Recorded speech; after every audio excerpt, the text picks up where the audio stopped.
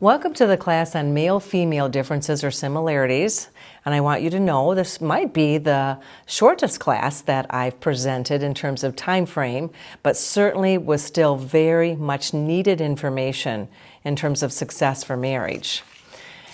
At the very beginning of history, God said, "Let us make mankind in our image." So God created mankind in His own image. In the image of God, He created them. Male and female, He created them. Genesis 1:26 and 27. It was God's plan right from the very get-go to make us different from each other from the moment He imagined us. The original plan was to use these differences as a starting point for building intimate, fulfilling relationships. Unfortunately, what started out as an advantage has turned out to be a universal source of frustration.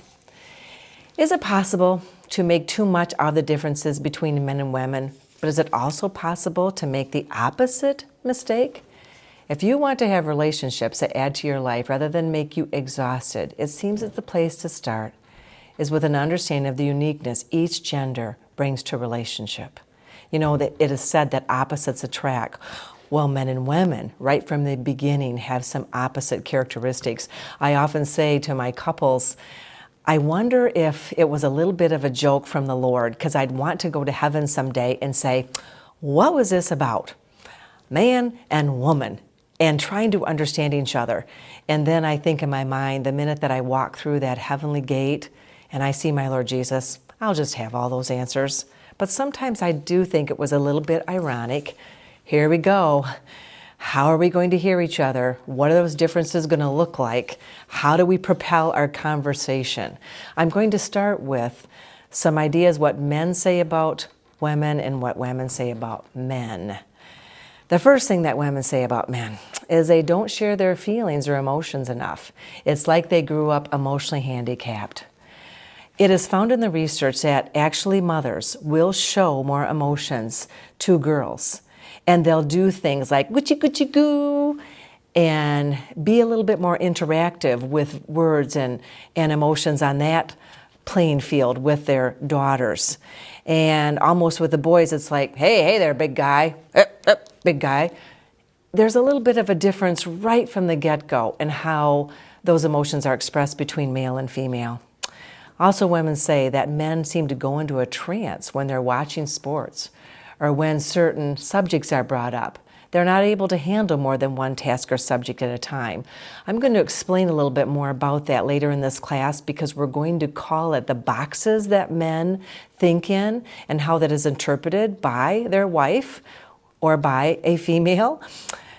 Also, men seem to think that they can do things better even when they can't, and they won't take advice even if it helps them. I'll give an example. My dear son-in-law, he was having to get ready to sell his home as he and my daughter were going to be upgrading to a different home. And there was a slider in the kitchen area that had been put in at the beginning of the home. And actually, when he had done some framing on the slider, something happened with the ability for it to go smoothly. And it never did open very smoothly. It was like yanking to just get it open. And that was like that for a long time, a few years. Now, my dear son-in-law is amazing. I mean, and he's in landscape. He does all kinds of things with design that my husband and I could not even begin to think to do. His areas of expertise, his direction, we love to go with him because my husband and I get lost. Now, we have a male-female similarity there, and our son-in-law is amazing. My husband is incredibly mechanically inclined, and one day he walked into the house and he had said to our son-in-law, let me look at that. I think I can do a few things to make that slider run a little bit smoother and come open without any problem. My son-in-law didn't want to accept that, or he never really said, okay. So, of course, we want to be respectful, and we did not say another word. This is an example. Men have a hard time accepting help, especially if it's something that they sort of can do. Maybe even if somebody could do it a little bit better, it's very difficult to accept help. Well, when they got ready to sell the house, the realtor said, that slider has to be looked at. Then he called my husband, bless his heart. My husband came over, and within 15 minutes, it was fixed. And at that point, this had been a couple-year deal. That's how quickly it could be fixed. So sometimes I'm just trying to assess if that could be addressed, because men and women could help each other. But again, women don't see men accepting that. They also say they don't listen well. They're always trying to fix our problems. Women want empathy. They would rather have the ability for their husband just to listen. And if they would like a solution, I then suggest to my women, please ask. Sometimes I think a man wants to fix things because it's how God has made him. He is a fixer. He's more of a task-orientated. And also it helps him to feel that he might be able to influence his wife's mood. If he can come up with an idea, maybe she'll calm down. Maybe she'll not be as upset. However, listening to the wife can be just as effective to help her calm down and not be as upset. Also, women say men need more intuition. Get off the factual bandwagon. Well, interestingly enough, as a little boy's brain is being developed, the left side of their brain does develop first. And that is the part of the brain that handles visual, spatial, and logical. So they definitely have more of a propensity to be on the factual bandwagon. The women also say men need to learn to enjoy shopping like we do. They just don't know what they are missing. I think that's a little bit of a pun, because there are some women that maybe don't shop as much and some men that actually do. But I do see this come up where there are arguments about money being spent. It might not be going to the shopping malls, but what I find that women do is they'll go online a lot more than men do to make purchases. Women say men need more sensitivity, concern, compassion, and empathy. And again, that might be more towards the right brain, and that could be a little bit more difficult, and especially if the man is not in that box at that point. We'll be talking about that. And also, I wish men were not so threatened by women's ideas and perspectives. Sometimes I believe men would say, I did not ask for that. An example would be, in our organization, Compassionate Christian Counseling, we have just opened up a satellite office here in Michigan. It is about 35 minutes from our home base office. And again, with my husband being so mechanical, he has done amazing things there with refurbishing and bringing this office area up to date, adding new walls, soundproofing, painting, new ceilings, things like that. All the big picture. I walked in the other day, and I walked into an office, and I noticed that there was a little drywall that was around the frame of the door. And that was the first thing that I asked him about, even though so much else had been done. He did not ask for that information. Now, I don't know if that was so much he was threatened, but I do know that it is still a male-female difference, because I noticed something more specific there, and it was a different idea than what he had had. Maybe it's a little less than Christine difference, but we definitely got through it. And eventually I was shown around the whole office to see everything that had been done, so that was wonderful. How about they're so over-involved in their work and career? Now again, I would talk about this as a way a man is made by our Lord God. John Eldredge writes a book, and it's called Wild at Heart. And I might have referenced this in one of my other classes, but he identifies 3 areas of a man that are inherent inside of him as a created man from the Lord God. And that is a desire to have a princess to pursue, and that is also that he wants to have adventure, and he wants to provide. Now, in that realm of providing, it can be and will look like his work and career is very important. And when he's in that box, he will be saying, I am caring about my family. I am providing for my family. However, it may not look like there is the direct involvement. So that is definitely a male-female difference. Sometimes I'm watching my women create that for the family, and they will have plans for the man when he is off from work to become more involved, because that brings the man to that box. How about sex? That's a key word women would say for their men. Don't they think about anything else? Or like a microwave oven. Push the button and they're cooking. Their on button is never off. I had a couple the other day and we kind of got into this discussion.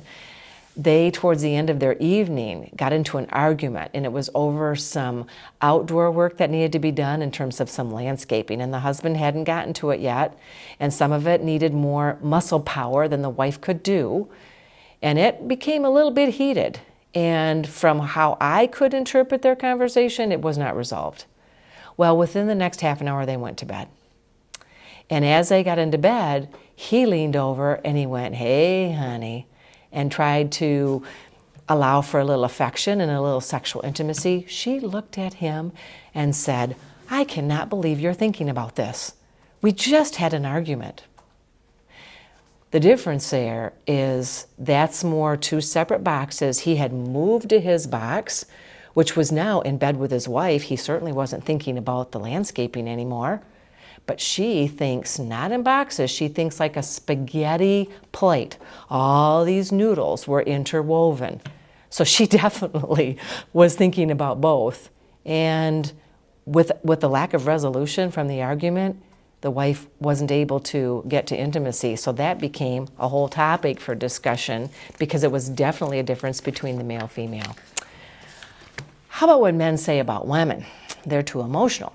They need to be more logical. Well, interestingly now, as girls develop, the first side that develops in their brain is the right side.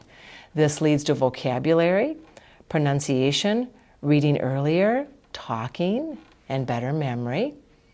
And they're going to want to talk and explore and feel. Men will say, "How can they spend so much talking? When it's said, it's said." So many of them are expanders. I wish they would just get to the bottom line quicker and at least identify the subject. You know, that just happened this morning.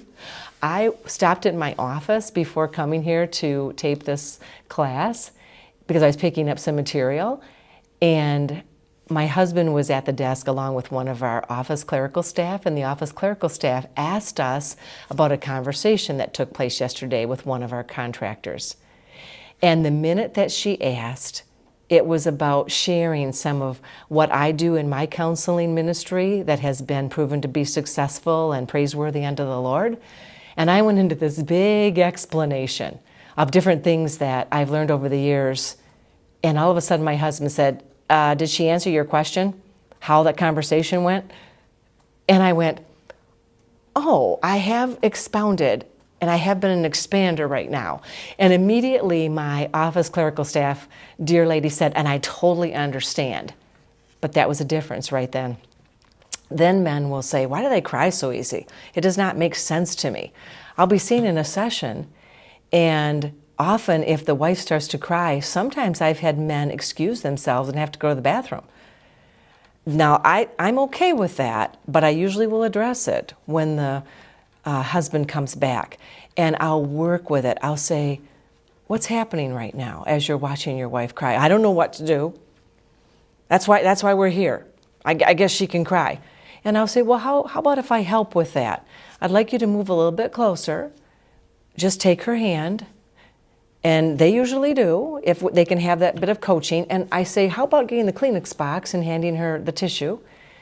And the minute that we start having that type of interaction, I watch both of them calm down. And remember, when I talk about these issues, it's not 100% with everyone. Remember that definitely there could be some men that could cry easier. I'm just talking overall. This could be still some percentage-wise male-female differences. Also, women will say, or what men will say about their women. I think most women are shopaholics. Their eyes glaze over when they see a shopping mall. And like I said, sometimes when they get the check statements and they look online and they're like, "Where did this money go? And why is PayPal being used again?" And that becomes an issue about finances in relationships because women would be more at risk. What men say also is that women are very changeable. I wish they would make up their minds and then keep them made up. Why that might happen is because if women, I'm asking you to envision that the way they express is more like that spaghetti, and it's all intertwined as they will think about everything. I had the unfortunate experience this year of, because our practice has grown, for the first time in 10 years, there was a clerical staff person that I had to let go. And it was one of the hardest things I've ever done. There was a number of steps that led to that. There was HIPAA violation. I definitely had reasons that this had to take place. But as I was preparing for this to happen, I was thinking, how is this going to affect the family? Well, maybe if this could happen, then we wouldn't have to let this office clerical person be relieved of their duties. And what are the other therapists going to think about this? And if anybody in the public asks questions, how would we answer? And my husband, who serves as the business manager, looked at the evidence and said, this evidence and on this date and this reason, this person will be let go. And he would look at me like, you're bringing all these things up. That's why it might appear that the mind is changeable, because the woman is thinking with all the aspects of spaghetti and everything that would be connected. Actually, women and men, and my husband and I working in a position of both being leaders in this organization, can help, because we do complement the way we will think about things. Then the men will say, maybe they think we can read minds, but we can't. And I don't think they can either. And so I say to the husbands, so please ask her to speak and listen. Because even if she does have that thought, I can't believe he doesn't know if this is what I want.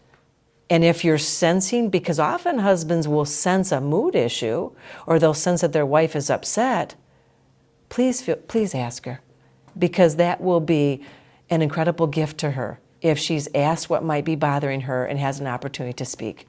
And then the men would say, what's wrong with the sex drive? Sex is great, only they don't have that much interest. It takes forever to get them interested.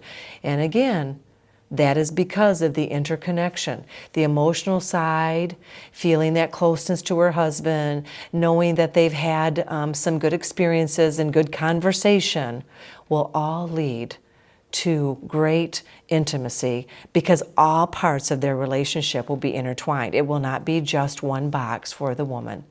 And then the men say they think they have the spiritual gift of changing men. You know, I would certainly say to my wives, it is not fair to try to change your husband, but I also am going to affirm my wives for their special intuition. They often can sense things, and they sense things very accurately. Maybe that's why they're wanting some change. I would say, how about speaking about bringing the Lord to bring insight about aspects of the relationship, and even with aspects for your husband. What men say also is they ought to quit. We can't be fixed, and we don't need to be. And again, I think it could be some intuition going on with those issues. They'll want to intervene. They'll want relationships to be healthier. It's not healthy to act like it's going to be about fixing. It's about expanding and growing. And in that growth process, sometimes change can take place. They're also saying they're so involved with other people and their problems. Why do they do that? My husband will also often say, if we're out and about, a couple summers ago we went to an art fair that was huge, and I don't think it was his favorite thing to do. It was almost like going shopping, but he did go with me, the gift that we give in compromise. And there were different times as we were looking at different booths that I would end up talking to people and talking and learning quite a bit about who they were, and he would just look at me. And then at one point we went to a picnic table and bought some lunch at one of the venues, and this dear lady was sitting next to me, and I found out all about her family and the hurts because she had lost his son recently. And again, he was like, I thought we were going to the art fair. What part of that is about is that it is very much a woman to be interactional with others and to speak and to be very verbal, and often that just takes place. If it is her gifting and the Lord is using that, then I'm asking the husband, try to see it through the Lord's eyes And is this something right now that she's letting her light shine? And then that's a good thing for Jesus. Sometimes my men will say, women are moody and negative. You can't satisfy them. There's a possibility of that because of the entanglement of the spaghetti. There are all kinds of things that they are thinking about.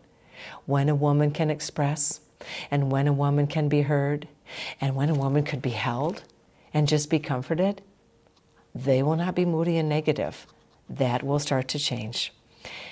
And the man might say, I wish they would leave some things alone. They're always trying to fix something, and it isn't even broken. Could that again be that intuition? I remember a couple came and they were talking about an incredible prayer session that they had had the week before. And I said, oh, you mean together, an incredible prayer session? No, it was with our son-in-law. And I said, well, that's wonderful. I said, would you be willing to share? And they had been invited over to dinner to their daughter and son-in-law. And as they walked in, the wife immediately saw something in the son-in-law's eyes. And I mean, the husband, he just sat down. He was playing with their dog. I mean, didn't notice anything. And the wife said to the son-in-law, are you okay? I see something in your eyes. And he immediately said, Mom, I've been having some really bad nightmares, and there's been a lot of stress at work. And she said, well, why don't we have some prayer time tonight? And that's what led to the healing prayer. And the son-in-law and daughter felt very supported. And of course, the husband did join in for that prayer time. But it was the intuition, yes, of the wife. Now, he didn't sense that anything was broken or anything was going on with the son-in-law, but she did. And then they ended up having that wonderful prayer. I ended up finding a couple of pictures that just are humorous in terms of male-female differences. But it is very true. Women will often pack, and it seems like the whole year, and maybe they'll be just going for a weekend. Whenever we go on a trip, my husband now, he makes me weigh my suitcase because I so often am over the 50 pounds. And he'll always say to me, Chris, can you just cut back a little bit? Because what if we want to get a couple things on vacation? And I'm like, but I need this and this and this. It usually becomes a bit of an argument, and he'll have a really small suitcase and probably done packing in like a half an hour, and I'm usually taking a couple different evenings. Definitely male-female difference. How about sleeping in the bed? How often does this happen? My men will say to me, I am squished up on my side of the bed and I don't have any room. Now, part of that, I do think that the woman does like the comfort, and she'll often want to be close to her husband, even if it's just her leg underneath the covers and her toes touching his leg. But definitely women could be more bed huggers. And how about computer issues? Oh my goodness, this is so true. When we just hired some new office clerical staff, and the one gal was given the direction by my husband to clean up the desktop because his desktop is always very organized, and he has certain files that he can open with the information, and he has certain things that are in the cloud. And this is what the desktop looked like. That was out in the main area where we have female office clerical staff. But interestingly enough, if you walk in as a client, and the first thing that is seen when you walk into our office is there's 2 desk areas with 2 females, and the desk areas look fabulous. I mean, there's a container for the pens, there's a container for the paper clips, and there's a container for the folders, and all the business cards are there with the contractors. Everything is very organized. And then if you step into the next room, this is where the business and all the billing is done, and that's where my husband's desk is. You can't see my husband through his desk. There are papers all over. And we all just smile because it's amazing how he knows where everything is, but you can't find the desk. Now that is definitely a male-female difference. And I think the last one I'll share, I didn't really have a picture for it, is often men and women will see themselves differently. I mean, they can even look in the mirror, and I'll have a woman that by by world standards, by God's design, is very beautiful. And she'll look in the mirror, especially a full-length mirror, and she'll go, boy, I'm fat. And she's not. She's just an average, very much nicely built.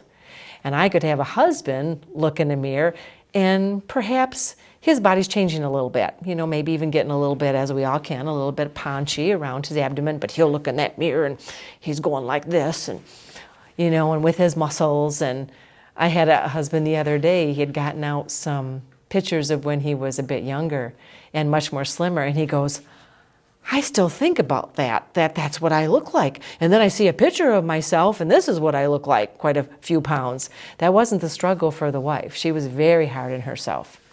And even though she had probably not even gained as much weight from her earlier years, she was very hard on herself every time she looked in that mirror. So that again is a male-female difference. And how do we give compliments to our spouse so that they feel that we can still find them lovely and certainly as God created them?